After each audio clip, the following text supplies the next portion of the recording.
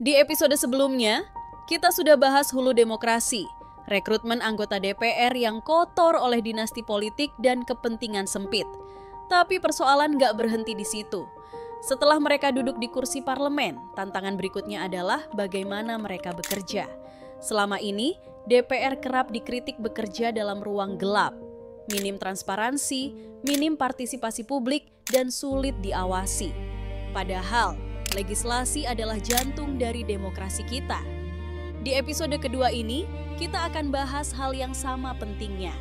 Transparansi, partisipasi publik, dan akuntabilitas dalam proses legislasi. Karena tanpa keterbukaan, tanpa pelibatan rakyat, DPR hanya akan terus jadi ruang elitis yang jauh dari aspirasi kita. Ngomongin DPR emang nggak bisa setengah-setengah. Kalau kita mau reformasi itu yang benar, itu harus menyeluruh. Harus sistemik, struktural, fundamental dari hulu ke hilir. Karena tanpa perubahan total, DPR cuma akan jadi terus lembaga yang jauh dari rakyat. Setelah di episode sebelumnya kita bahas soal rekrutmen DPR, hulu demokrasi yang harus kita bersihin, sekarang kita akan geser ke persoalan berikutnya. Karena setelah mereka terpilih, pertanyaan pentingnya adalah gimana caranya mereka bekerja nanti.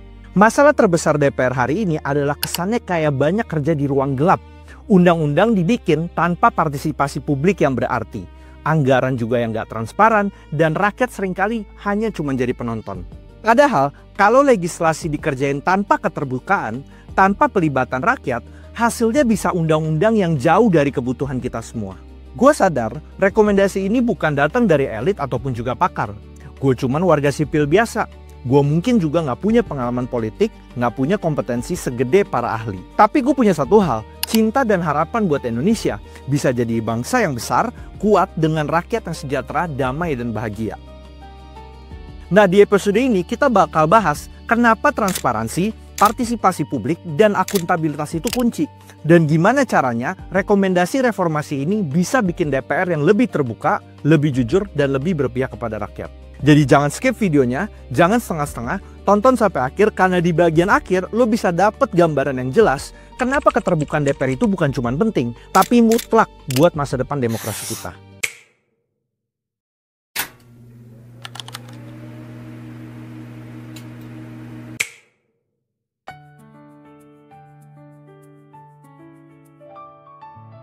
Di sebuah negara demokrasi, kepercayaan rakyat adalah modal utama. Tapi, bagaimana rakyat bisa percaya kalau mereka bahkan tidak tahu kemana uang pajak mereka digunakan?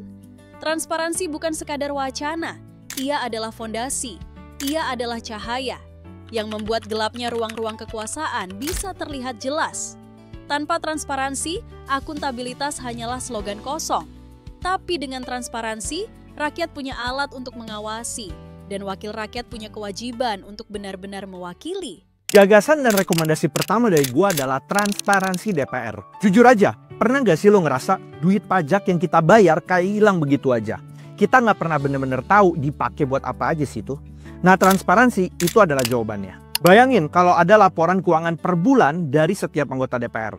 Detailnya terbuka untuk publik, bisa diakses online dan gampang diunduh sama masyarakat. Jadi lo bisa tahu nih, gaji, tunjangan, perjalanan dinas, dan lain-lain dipakai buat apa aja. Transparan, jelas, dan rapi. Ibaratnya kayak aplikasi mobile banking aja. Lo bisa ngecek kan semua transaksi uang keluar masuk sampai uang receh sekalipun. Kalau bank aja bisa kasih transparansi ke nasabahnya, masa DPR nggak bisa kasih hal yang sama ke rakyat? Dan inspirasi ini nyata. Di Inggris, setelah skandal biaya parlemen tahun 2009, mereka membentuk lembaga independen yang namanya IPSA, Independent Parliamentary Standard Authority. IPSA ini bukan cuma formalitas, tapi benar-benar jadi watchdog keuangan parlemen di sana. Setiap 2 bulan, mereka mempublikasikan detail pengeluaran anggota parlemen secara online. Lo bisa bayangin kan, publik Inggris bisa langsung tahu nih data-data secara real. Misalnya, anggota parlemen A berapa tiket keretanya dari London ke daerah pemilihannya misalnya. Atau anggota parlemen B klaim berapa biaya sewa kantornya. Bahkan alamat kantor itu bisa dicek beneran dipakai atau cuma fiktif doang. Termasuk biaya yang mereka pakai untuk staf ahli, alat tulis, sampai akomodasi perjalanan keluar kota, semua dirinci di situ. Hasilnya, publik bisa ikut mengawasi, media bisa melakukan investigasi, dan anggota parlemen otomatis akan lebih hati-hati pakai anggaran karena tahu setiap klaimnya bakal kelihatan di mata publik. Nah, itu bisa jadi inspirasi buat di Indonesia. Misalnya, kita bisa nih bikin komisi transparansi parlemen atau unit khusus di Sekretariat Jenderal DPR misalnya. Tugasnya jelas, mengatur, cek dan memverifikasi lalu merilis laporan keuangan setiap anggota DPR secara rutin, minimal per bulan atau bahkan real time lewat website publik. Dan satu hal penting, kalau ada anggota DPR yang laporan yang nggak bisa dicek, nggak bisa diverifikasi, atau bahkan nggak bisa diakses sama publik, harus ada konsekuensi yang nyata. Data yang tertutup itu bisa nanti jadi dasar penilaian kinerja dan evaluasi kelayakan mereka. Apakah anggota itu masih layak melanjutkan tugasnya atau tidak? Dan ini mungkin topik yang akan bakal kita bahas berikutnya di seri selanjutnya. Kesimpulannya sederhana, semakin mudah rakyat untuk mengawasi, semakin sulit DPR untuk menyembunyikan. Transparansi bukan cuma soal angka doang, tapi soal menjaga kepercayaan. Dan di era digital sekarang, nggak ada lagi alasan DPR buat nutup-nutupin data. Rakyat berhak tahu, karena ini duit kita, uang rakyat, masa depan kita, dan demokrasi kita.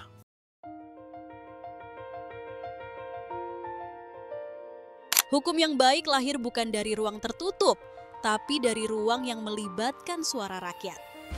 Demokrasi hanya bermakna jika proses pembuatannya terbuka, bisa dipantau, dan memberi kesempatan masyarakat untuk ikut bersuara.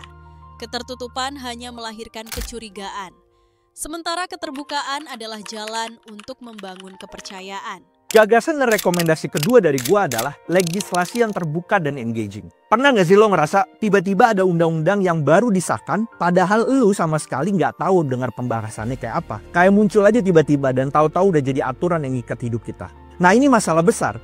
Proses legislasi kita cenderung masih terlalu tertutup. Bayangin kalau setiap draft RUU dipublikasikan sejak awal, lengkap dengan alasan kenapa RUU ini urgent untuk dibahas, relevansinya apa buat rakyat, dan sejauh apa hasil riset yang nunjukin problemnya nyata. Sampai naskah akademiknya pun bisa diakses sama publik. Lalu masyarakat bisa nih kasih masukan lewat kanal digital. Itu baru namanya transparan, interaktif, dan rakyat bisa ikut ngawal, bukan cuma sekedar jadi penonton.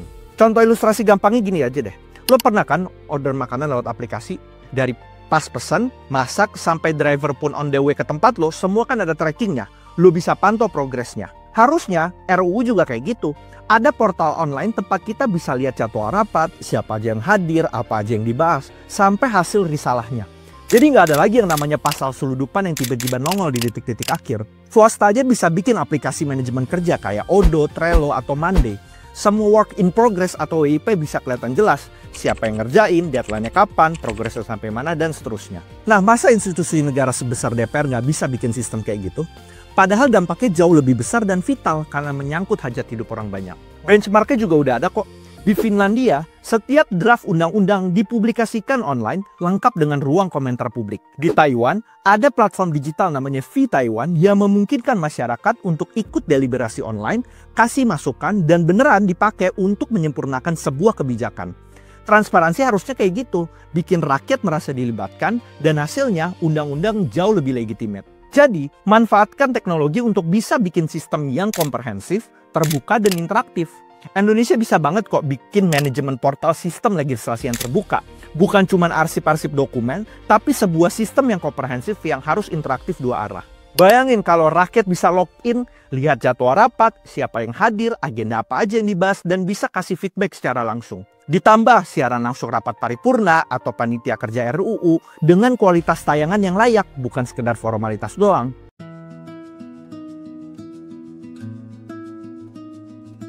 Demokrasi sejatinya tidak berhenti di bilik suara. Hak rakyat bukan hanya memilih, tapi juga mengawal, menilai, bahkan mengoreksi wakil yang sudah dipilihnya.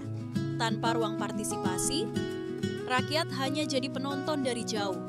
Tapi dengan pelibatan publik yang nyata, suara rakyat bisa terus hidup, menjadi kompas yang mengarahkan DPR agar tidak keluar jalur.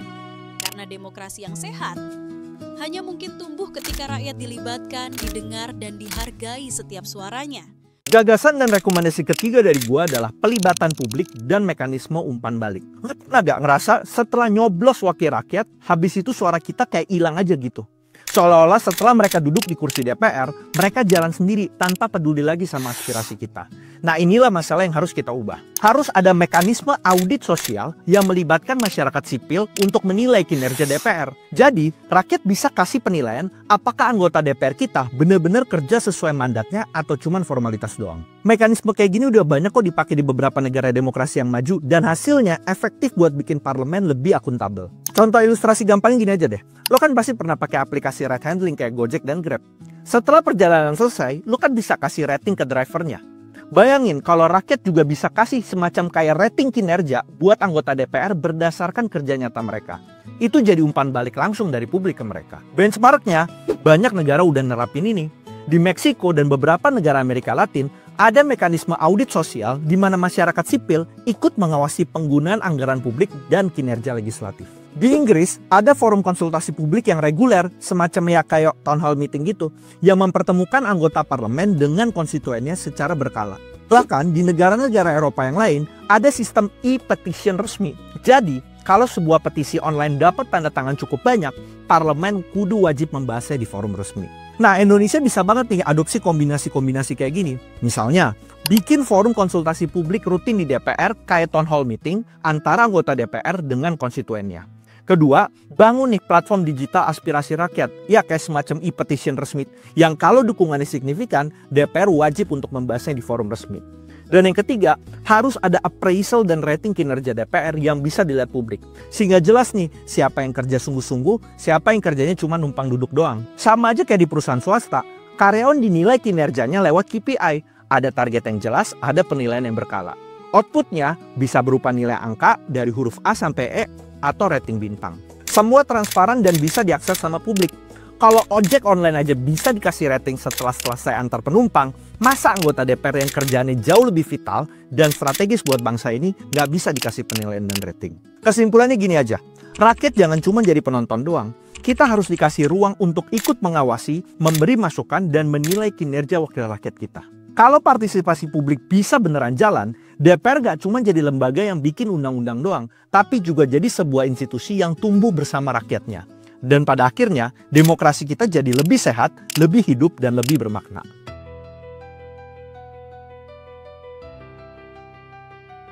Sebuah undang-undang bukanlah sekadar angka dalam laporan tahunan. Ia adalah keputusan yang mempengaruhi kehidupan jutaan orang. Karena itu, setiap kebijakan yang lahir dari DPR harus bisa dipertanggungjawabkan, diuji, dan dinilai. Akuntabilitas bukan hanya soal berapa banyak regulasi yang disahkan, tapi seberapa relevan, tepat, dan bermanfaat bagi rakyat. Ketika publik diberi ruang untuk ikut menilai, memberi masukan, bahkan mengoreksi, kepercayaan terhadap parlemen akan tumbuh, transparansi risalah rapat, uji publik atas RUU krusial, dan indikator kinerja yang jelas adalah fondasi. Intinya, dalam demokrasi yang sehat, tidak boleh ada keputusan gelap yang disembunyikan dari rakyat. Gagasan dan rekomendasi keempat dari gua adalah akuntabilitas dalam pembuatan kebijakan DPR. Lo juga sering dengar kan, DPR bangga bilang mereka udah mengesahkan puluhan undang-undang setiap tahun. Tapi pertanyaannya, apakah jumlah puluhan itu otomatis berarti kualitas? Apakah regulasi itu benar-benar manfaatnya buat hidup rakyat? Atau cuma sekedar jadi pencapaian administratif doang? Bayangin kalau setiap RUU penting, misalnya kayak RUU KUHP kemarin deh misalnya, sebelum disahkan harus melalui uji konsultasi publik. Kalau ada keberatan luas, DPR wajib menunda atau merevisi. Itu baru namanya akuntabilitas. Nah, DPR juga harus punya KPI institusional. Misalnya, regulasi dinilai A kalau berdampak positif, dinilai C kalau ada penolakan publik. Jadi publik bisa ikut melihat dan menilai efektivitas dan dampak dari sebuah regulasi dan undang-undang. Benchmarknya juga jelas kok. Di Selandia Baru, setiap regulasi baru wajib disertai Regulatory Impact Statement atau RIS. Apa maksudnya? Jadi sebelum sebuah undang-undang itu diputuskan, pemerintah harus bikin laporan resmi yang menjelaskan secara rinci. Misalnya, kenapa regulasi ini penting, relevan, dan mendesak? Atau apa masalah yang mau diselesaikan lewat regulasi atau undang-undang ini? Dan apa dampaknya buat masyarakat kita dan ekonomi? Lalu apakah ada opsi kebijakan lain yang lebih efektif? Dan siapa yang kemungkinan besar akan terdampak baik positif maupun negatif? Contoh nyata, ketika Selandia Baru bikin regulasi tentang kebijakan pengurangan emisi karbon, RIS mereka terbuka melakukan proyeksi berapa biaya untuk industri, manfaat untuk lingkungan jangka panjang, serta skenario kalau kebijakan ini tidak diterapkan. Jadi pada akhirnya, publik bisa menilai setuju atau enggak dan memberi masukan sebelum regulasi itu jalan. Jadi, RS ini bikin regulasi itu enggak lahir di ruang gelap. Publik bisa ngerti alasan dibalik sebuah kebijakan, bisa ikut mengkritisi, bahkan bisa mendorong revisi sebelum disahkan. Dan Indonesia harus punya mekanisme serupa kalau mau DPR yang benar-benar akuntabel. Lalu di Kanada, setiap risalah rapat parlemen dipublikasikan segera setelah sidang itu selesai. Bukan sebulan kemudian, bukan versi yang udah disaring, tapi full original transkripnya. Jadi rakyat bisa tahu persis siapa anggota parlemen yang hadir, siapa yang bicara, argumen apa yang mereka berikan, bahkan sikap mereka soal isu-isu tertentu. Kebayangkan kalau sistem ini ada di Indonesia, misalnya ada rapat soal RUU Kesehatan. Publik bisa langsung buka risalah rapatnya yang full dan original transkripnya di website DPR misalnya. Baca siapa anggota yang gak setuju, siapa yang nolak, siapa yang usulin pasal-pasal kontroversial misalnya. Semua jelas, semua terdokumentasi, jadi nggak ada lagi keputusan yang gelap-gelapan. Publikasi risalah yang full transkrip kayak di Kanada bikin rakyat nggak cuma terima hasil akhir, tapi mereka juga mengerti prosesnya. Dan Indonesia butuh mekanisme kayak gini biar rakyat bisa menilai apakah DPR benar-benar mewakili suara kita atau cuma main di belakang layar. Pada intinya, DPR jangan lagi cuma bangga dengan banyaknya undang-undang, tapi harus berani memastikan setiap kebijakan benar-benar berdampak positif. Caranya, Indonesia bisa belajar dari best practice dunia dan bikin terobosan dan inovasi sendiri. Misalnya, Regulatory Impact Assessment atau RIA versi Indonesia. Jadi setiap RUU wajib disertai analisis dampak sosial, ekonomi, dan lingkungan yang terbuka untuk publik. Yang kedua, Public Scorecard untuk undang-undang. Jadi setelah undang-undang itu berjalan, ada evaluasi secara periodik dari publik. Apakah undang-undang itu efektif, gagal, atau perlu direvisi. Ketiga, uji konsultatif publik. RUU krusial misalnya kayak RUU KUHP kemarin, nggak bisa lagi disahkan tanpa konsultasi publik yang terdokumentasi. Keempat, risalah digital yang terbuka. Hasil full original transkrip dipublikasikan secara online maksimal 24 jam setelah sidang, jadi publik bisa tahu siapa yang bicara. Yang kelima, dashboard kinerja DPR, kayak semacam aplikasi tracking project. Jadi publik bisa lihat proses sebuah legislasi, tahapannya sampai mana, siapa yang terlibat, dan apa aja hasilnya. Kuantitas undang-undang nggak ada artinya kalau nggak punya kualitas. Yang kita butuhkan adalah regulasi yang hidup, terasa, dan berdampak positif buat rakyat. Transparansi, KPI, dan audit sosial bukan sekedar formalitas saja, tapi fondasi buat memastikan DPR yang benar-benar kerja untuk kita semua.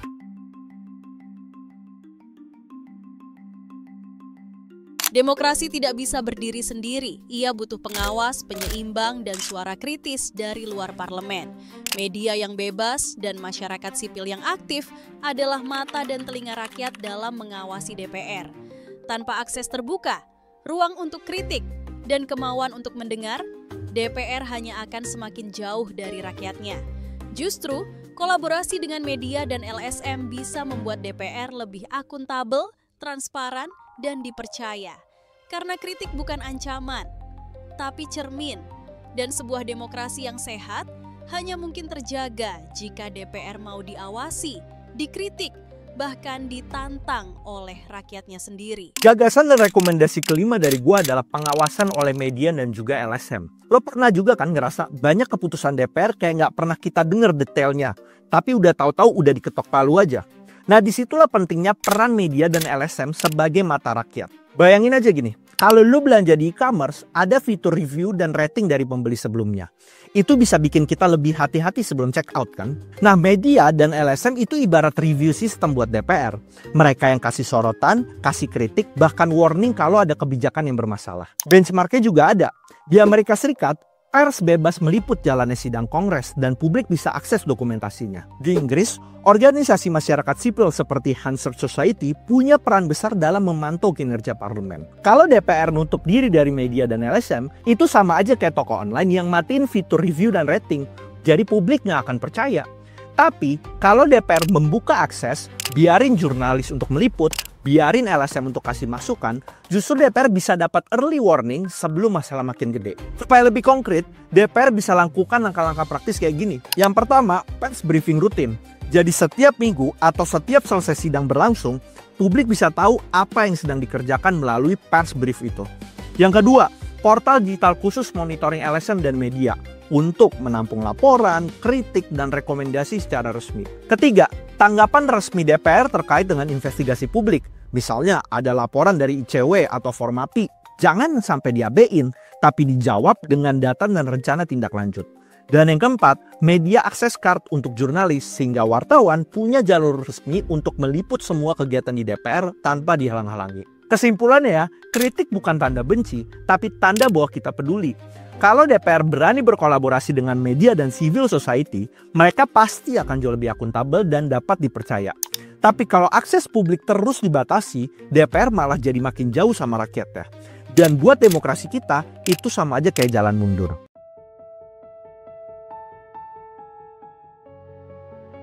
Dari transparansi anggaran, keterbukaan legislasi, partisipasi publik, akuntabilitas kebijakan, hingga pengawasan media dan LSM, semua mengarah pada pesan yang sama.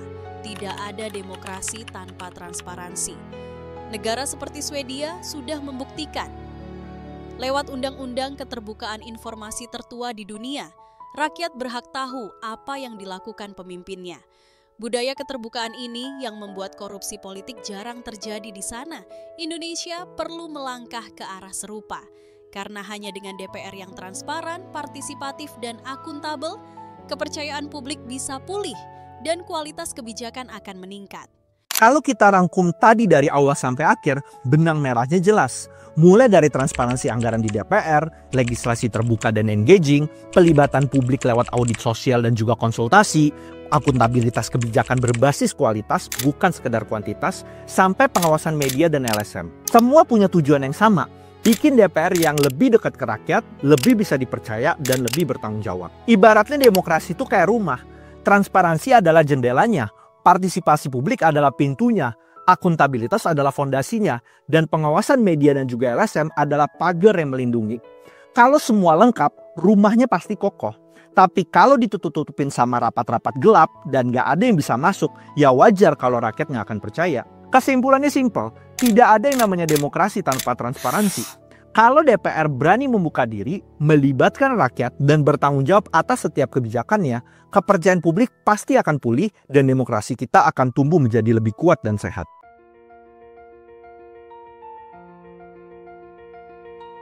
Perubahan tidak pernah instan, tapi setiap langkah kecil menuju keterbukaan, partisipasi, dan akuntabilitas adalah fondasi bagi demokrasi yang lebih kuat. Transparansi hanyalah awal. Masih ada tantangan besar. Bagaimana memastikan etika dijaga, pengawasan berjalan, dan penegakan hukum ditegakkan. Demokrasi bukan sekadar sistem, melainkan kepercayaan yang kita rawat bersama. Dan perjalanan reformasi DPR baru saja dimulai. Teman-teman, kita tadi udah bahas 5 rekomendasi utama. Dari transparansi anggaran, keterbukaan legislasi, partisipasi publik, akuntabilitas kebijakan, sampai pengawasan media dan juga LSM. Semua itu bukan tujuan akhir, tapi langkah kedua dari keseluruhan series dari video reformasi DPR. Selanjutnya, DPR yang baik bukan hanya transparan, tapi juga harus beretika, diawasi dengan serius, dan berani ditegakkan hukumnya kalau melanggar. Itu nanti akan kita bahas di video selanjutnya, yaitu penguatan etika, pengawasan, dan penegakan hukum terhadap anggota DPR. Jadi lo harus tetap ikutin series ini, share video ini kalau lo merasa video ini bermanfaat, dan tulis pendapat lo di kolom komentar biar diskusi ini nggak berhenti di sini. Ingat, perubahan itu nggak datang dari elit doang, tapi rakyat yang terus mengawasi, menuntut, dan menjaga demokrasi. Dan itu termasuk kita semua.